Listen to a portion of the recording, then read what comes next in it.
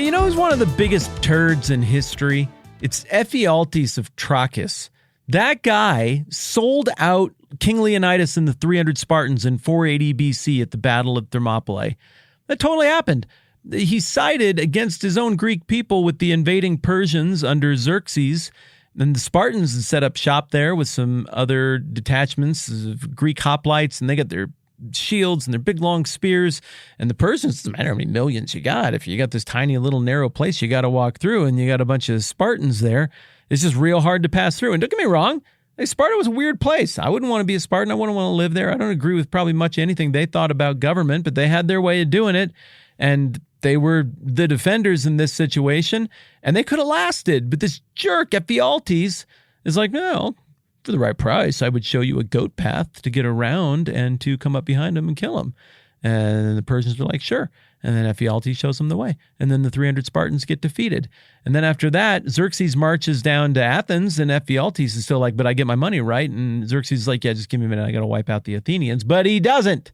The Athenians end up winning, and Ephialtes gets nothing. All he gets is killed by some other dude for an unrelated offense down the road later on, and that's the end of that guy. Nothing. He's a burned asset. He gets just left behind. Kind of the same deal with Judas Iscariot. He shows the religious leaders' goon squad where Jesus is, takes them on the metaphorical goat path to get behind the metaphorical phalanx so that they can arrest Jesus under cover of darkness and get away with their dirty deeds. And then Judas gets his dumb little reward, and he's like, wait, I got problems as a result of this. I don't know about what we did, and you're the spiritual leaders of my community, and you're supposed to be able to give me leadership and shepherding here. And so he comes to them heartbroken and a mess, and they're like, dude, not our problem. I don't know what you want, but like, you're getting nothing from us. And it's just tragic. He sold out someone who was shepherding his soul in favor of someone who wouldn't lift a finger to shepherd his soul. And the passage where we learn about this goes like this. When Judas, this is Matthew 27:3. When Judas, who'd betrayed him, saw that Jesus was condemned, he was seized with remorse and returned the 30 silver coins to the chief priests and elders. I've sinned, he said, for I've betrayed innocent blood. What's that to us? They replied. That's your responsibility. So Judas threw the money into the temple and left. Then he went away and hanged himself. Now the chief priests picked up the coins and said, it's against the law to put this money into the treasury since it's blood money. So they decided to use the money to buy the potter's field as a burial place for foreigners. That is why it has been called the Field of Blood to this day. And then there's some stuff that is about fulfilling Old Testament prophecy that we will look at here in just a little bit. So first of all, as we discussed yesterday, it's just awful what happened here. It is insult to injury. Maybe some will look at that and be like, you sold out Jesus. You get what you deserve, pal. But the whole Jesus dying on the cross thing is kind of about mercy in general. Like, yeah, I don't know, kind of root for deliverance wherever you can. In this case, apparently the situation was beyond repair. Judas was so overcome with remorse, he'd cut himself off from someone who was a shepherd of his soul, and despair takes over, and he hangs himself. But we got a little bit of a problem with this passage that distracts us from the sorrowful nature and the poignancy of that. And the problem that we have with it is that it looks like Luke gives us a little different version of events in Acts chapter 1, in the middle of the passage where the disciples are all huddled together and they pick a replacement for Judas, who ends up being Matthias, by the way. So kind of double Matthew in the disciple crowd. I don't know what your name is, but I'm just saying, is what it is. Verse 18, Acts 1, with the reward he got for his wickedness, Judas bought a field. There he fell headlong, his body burst open, and all his intestines spilled out. Everyone in Jerusalem heard about this, so they called the field in their language Akeldama, which is field of blood. There are a few things there that don't neatly synthesize with Matthew's account. In Matthew's account, the religious leaders buy the field. In Acts, Judas buys the field. In Matthew, he just hung himself. In Acts, he fell headlong and his body burst open and all his intestines spilled out. Look, I was a middle school boy once, and I don't even really want to pretend that that's ever fully worn off. So yeah, I've thought about that. Maybe even drawn it a time or two. I'm super sorry for anybody who was looking over my shoulder in class when I had those red markers out and took a stab at imagining this scene in my 7th grade brain, but it's pretty gory. It gets your attention, and it is sort of tough to square. But wait, before we get into that, there's one more thing that doesn't correspond neatly.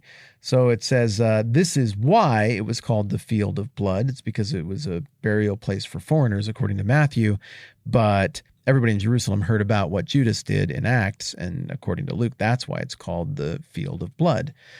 So it's another one of those what gives scenarios, and I suppose anytime we run into those, the most natural explanation that many will latch onto is just, well, somebody's wrong.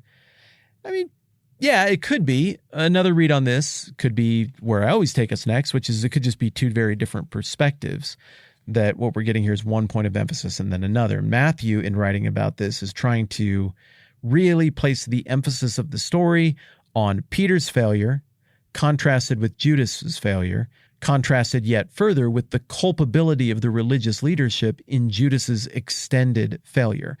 Judas got a bunch of stuff wrong, but like in fairness, he was possessed by Lucifer, Lord of Darkness, and also had the entire completely condemnable religious leadership who Jesus lambasts back here in Matthew 23 as being a brood of vipers. He also has all of them working against him. So there is that, whereas Peter just shanked it on his own. I think all of these points of contrast are intentional. I also think Matthew is looking for every opportunity to point out the hypocrisy of the religious leaders in the same way that his master, Jesus, pointed out the hypocrisy of the religious leaders. So here, like, look at this. Judas comes to them and is like, shepherd me, I screwed up. And they're like, yeah, not our problem. Tough luck. So they don't care at all about their actual duty. But then look at how absolutely careful they are not to make any procedural mistakes with what to do with blood money. Like, they even know it's blood money.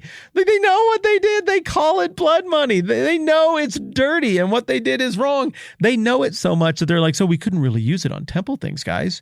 I mean, I don't know. We did use that money technically to hire someone to lie and betray and have someone murdered unjustly. It just wouldn't be right to invest that back into temple accoutrements. We should just get a field or something instead. That would feel more moral. Like, why do you care at this point? Are you kidding me? So Matthew is really putting an emphasis on the absurdity of the brokenness of the religious system that Jesus is a foil to, whereas Luke isn't as concerned with that. Luke is concerned with vindicating Christ. He was innocent. He was the Son of God. He did rise from the dead. He did ascend to the right hand of the Father.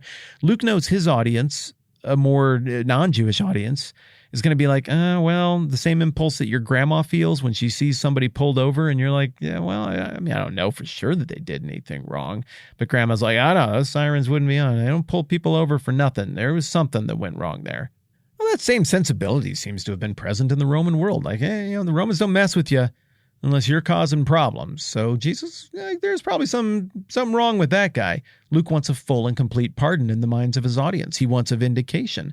That's what he's writing for. That's what he's editing for. This Judas thing would seem to be more a matter of historical housekeeping for him. So Judas, like, he's just gone. I guess I need to wrap up that story a little bit. He died in a really grisly way.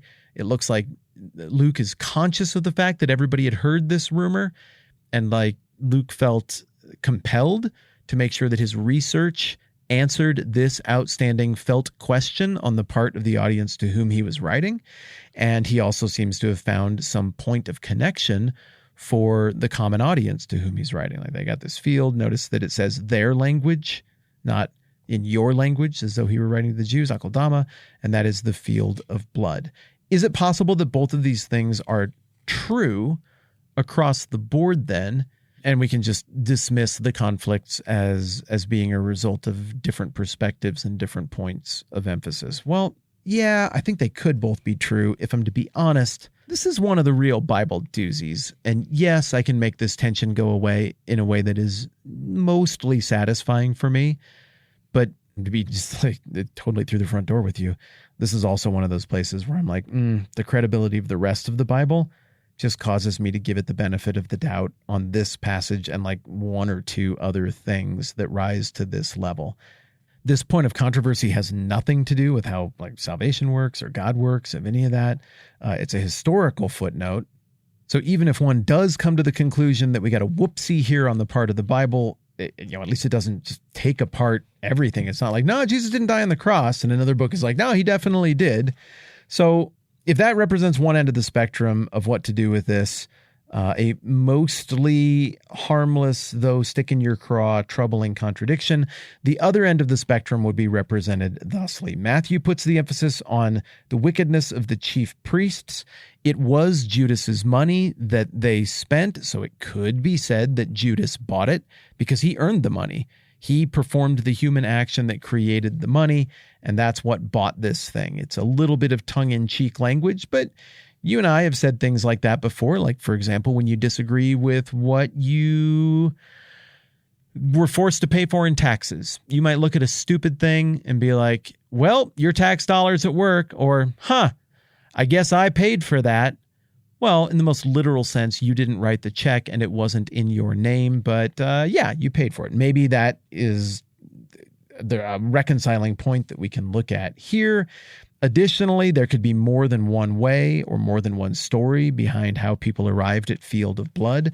Why something is called the Field of Blood, which appears to just be a nickname, could have more than one explanation.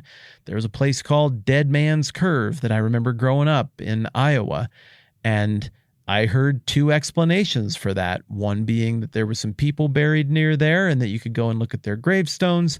Another being that it was a hard curve and you might fly off of it and die. Well, I suppose both of those things could be true when you're dealing in local legend and local nicknames for places and things like that. The third point of conflict is the hanging. You could say, well, one makes it sound like he threw himself off of a rock or something. The other makes it sound like he hung himself.